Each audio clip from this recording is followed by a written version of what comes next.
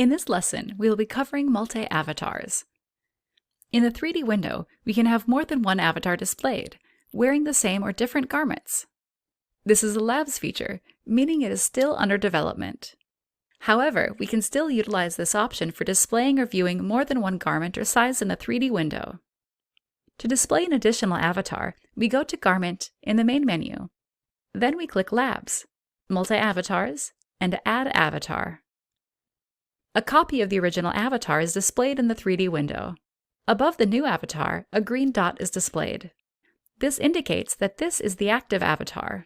The original avatar is no longer active. This means that any changes made are only visible on the active avatar.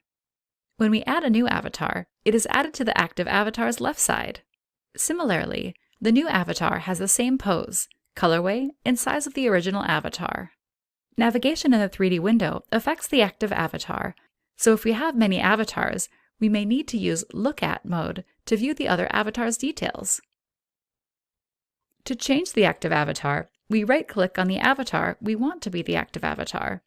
Then we click Set Active Avatar.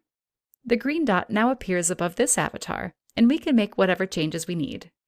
On the active avatar, we can work on the garment as usual. For example, we can edit the existing garment, change the avatar, adjust the avatar pose, and even open and load other garments onto this file and more.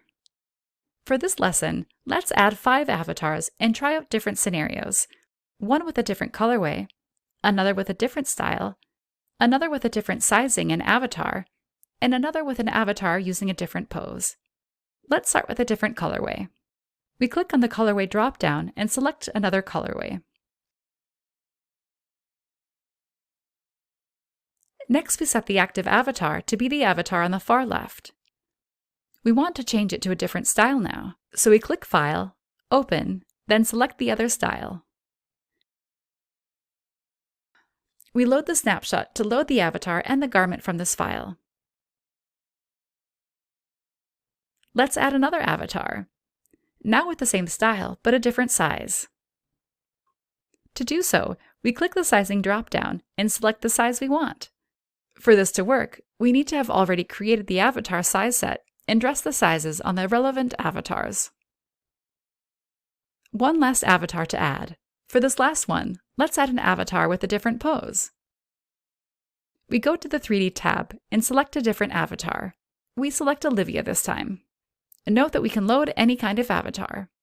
For example, an avatar of a different sex, or even a scanned avatar such as an Alvanon avatar. We dressed just the jacket on Olivia so that it would look like an oversized jacket on her.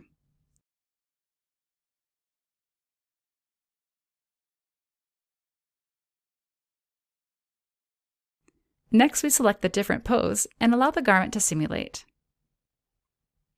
And now with everything complete, we can create rendered output, displaying the multi-avatars or show them during our presentations. If we need to delete any of the avatars, we can right-click and click Remove Avatar. If we want to continue working only on the active avatar and clear the rest, we go to the main menu, click Garment, Labs, Multi-Avatars, then Reset. A confirmation message is displayed. Clicking Yes removes all of the non-active avatars. One limitation of this Labs function is that we are not able to save the configuration as a preset to use for another time. This means that once we close VStitcher, it resets to displaying just one avatar in the 3D window. These scenarios are just some examples of the possibilities of using multi-avatars. You can explore and try out different ways to utilize the multi-avatars feature. For instance, viewing one garment while working on another, viewing multiple colorways together, rendering multiple garments and poses together, or viewing garments in different sizes. We would love to hear your feedback about ways to improve this feature. For more information, visit our Help Center.